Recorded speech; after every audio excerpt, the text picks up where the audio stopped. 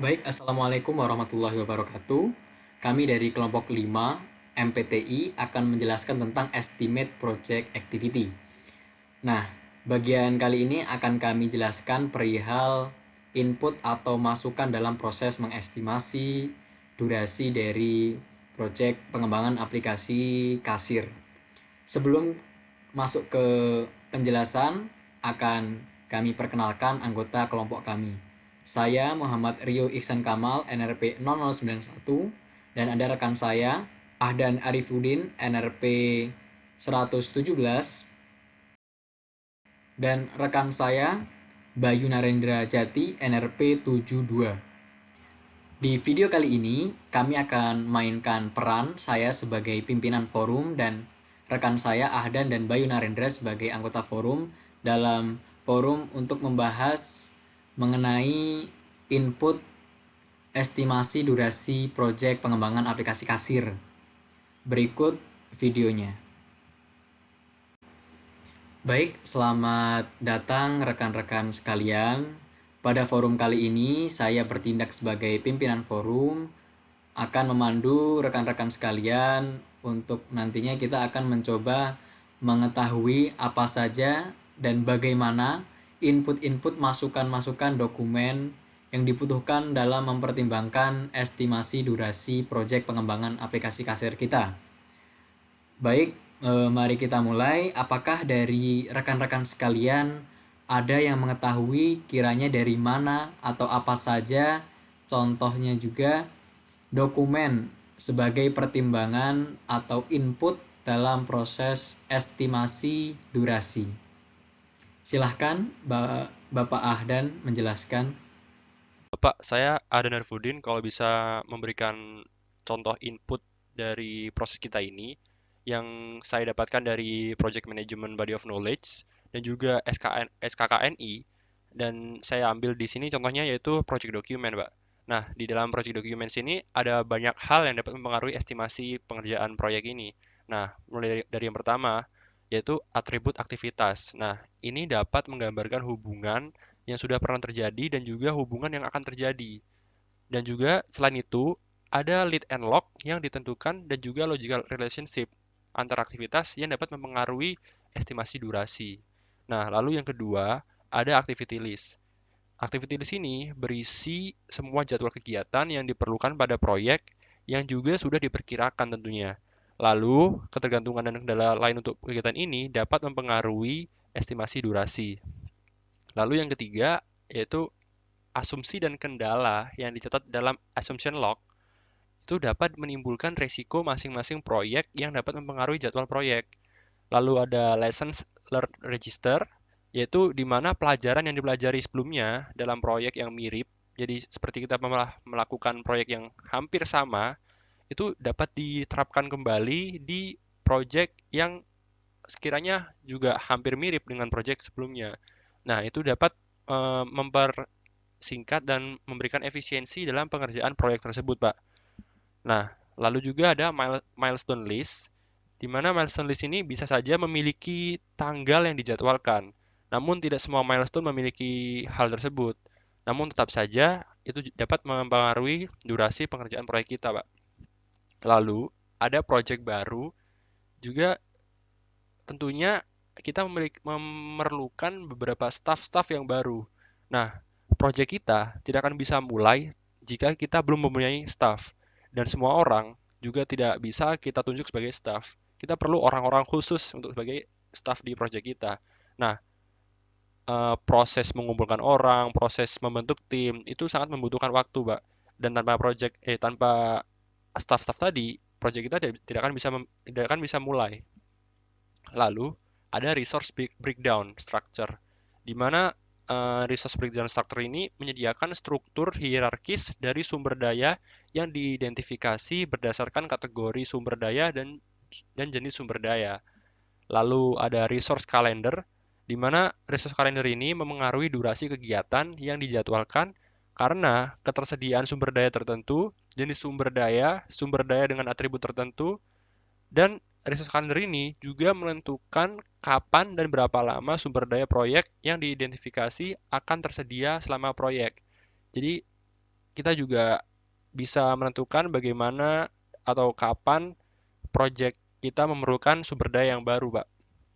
Lalu, resource requirement ini estimasi kebutuhan sumber daya kegiatan akan berpengaruh pada durasi kegiatan. Karena tanpa sumber daya juga kita tidak akan bisa melakukan proyek tersebut. Nah, karena tingkat sumber daya yang ditugaskan untuk memenuhi persyaratan ini signifikan memengaruhi durasi. Nah, saya ambil contoh mungkin jika kita menambahkan sumber daya atau sumber daya yang kita pilih itu kurang terampil, maka hal itu akan menyebabkan penurunan efisiensi atau produktivitas karena meningkatnya komunikasi antar orang, misal yang ini bertanya dengan yang itu bertanya dengan yang ini, dan juga pelatihan, pelatihan untuk mencerdaskan staf-staf kita, dan juga kebutuhan koordinasi yang mengarah pada perkiraan durasi yang lebih lama, Pak. Lalu yang terakhir, ini adalah risk register, di mana risiko masing-masing proyek dapat mempengaruhi pemilihan dan ketersediaan sumber daya, di mana pembaruan pada register risiko harus disertakan dengan pembaruan dokumen proyek. Dengan ini, artinya kita juga harus membuat dokumen proyek, harus juga membuat register risk, seperti itu Pak. Dan itu akan memakan waktu yang lebih lama lagi. Sekiranya itu saja Pak yang bisa saya jelaskan mengenai project documents. Jadi mungkin eh, rekan saya bisa melanjutkan mengenai proses-proses yang ada di proyek kita yang bisa meningkatkan durasi estimasi pengerjaan. Baik, dari Bapak Narendra mungkin ada yang ingin ditambahkan, silakan. Baik, saya Bayu Narendra selaku supervisor. Selain dari dokumen input yang telah dijelaskan oleh rekan saya, di sini saya ingin menjelaskan dokumen input yang lainnya yaitu Project Management Plan. Project Management Plan adalah dokumen yang menjelaskan bagaimana proyek akan dilaksanakan, dimonitor, dan dikontrol. Dokumen ini mengintegrasikan dan mengkonsolidasikan keseluruhan rencana tambahan maupun baseline dari proses perencanaan proyek ini. Project Management Plan atau yang biasa disingkat dengan PMP dibuat oleh Project Manager kemudian disetujui oleh key stakeholder. Biasanya Project Management Plan itu terdiri dari dua komponen yang berkaitan untuk proses estimasi durasi aktivitas ini. Yang pertama ada Schedule Management Plan. Schedule Management Plan merupakan komponen rencana pengelolaan proyek yang menetapkan kriteria dan aktivitas untuk mengembangkan, memantau, dan mengontrol penjadwalan. Nah, rencana pengelolaan jadwal ini bersifat bersifat formal maksudnya untuk dan juga bisa bersifat informal. Dan schedule management plan ini bersifat rinci. Contohnya adalah ada start time dan end time di setiap aktivitas. Yang kedua ada komponen scope baseline. Scope baseline ini adalah versi yang telah disetujui atau approved version dari scope statement WBS dan juga WBS dictionary. Scope statement adalah deskripsi umum dari ruang lingkup proyek. Lalu ada deliverable utamanya dan berbagai asumsi serta batasan yang mungkin akan dihadapi dalam proyek. Yang kedua ada Work Breakdown Structure atau WBS. WBS adalah dekomposisi dari ruang lingkup aktivitas dalam proyek untuk mencapai objektif dan memenuhi deliverable. WBS ini terdiri dari hierarki dan semakin levelnya ke bawah maka akan semakin detail definisi dari ruang lingkup aktivitasnya. Kemudian adalah dokumen yang mendukung untuk WBS yaitu WBS Dictionary. WBS Dictionary adalah dokumen yang berisi tentang informasi yang lebih detail tentang istilah-istilah dalam WBS. Contohnya adalah deliverable-nya, aktivitasnya, dan komponen dalam WBS lainnya. Jadi WBS Dictionary ini adalah dokumen pendukung.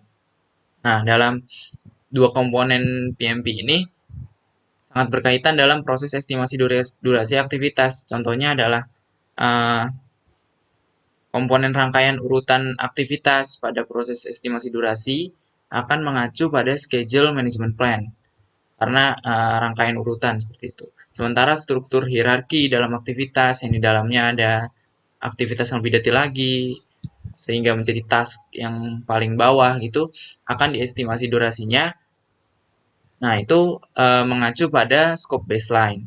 Kurang lebihnya seperti ini hal yang diperlukan ketika mempersiapkan PMP sebagai input proses estimasi durasi aktivitas.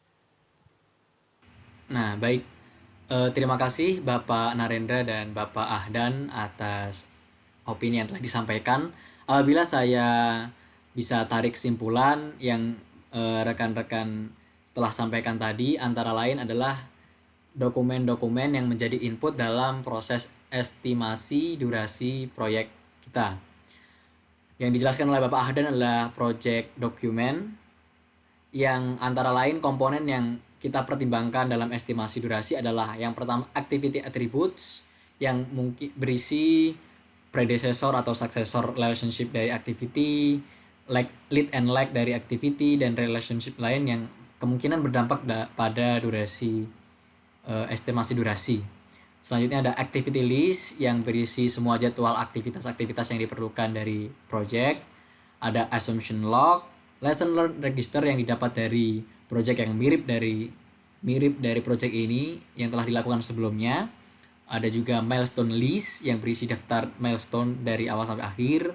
Lalu ada project team assignment, research breakdown structure, research calendar, research requirement, dan risk register. Sedangkan dokumen yang menjadi input yang telah disampaikan oleh Bapak Narendra tadi adalah project management plan, yang di dalamnya ada dua komponen yang kemungkinan dapat mempengaruhi estimasi durasi. Yang pertama adalah schedule management plan, yaitu komponen rencana pengelolaan proyek yang menetapkan kriteria dan aktivitas untuk mengembangkan, memantau, dan mengontrol penjadwalan. Selain itu, komponen yang penting lainnya dalam project management plan adalah scope baseline.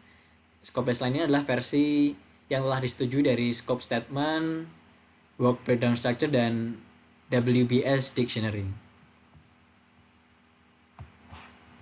Nah, sebetulnya selain dua dokumen yang telah disebutkan oleh rekan-rekan sekalian tadi, ada dua dokumen lagi, yaitu Enterprise Environmental Factors dan yang satunya adalah Organizational Process Asset. Nah, dokumen-dokumen input ini kemudian nantinya akan kita bahas bersama, kita jadikan pertimbangan, kita jadikan sebagai masukan dalam kita mempertimbangkan estimasi durasi waktu proyek pengembangan aplikasi kasir kita. Nah, terima kasih atas penjelasannya Bapak Ahdan dan Bapak Narendra.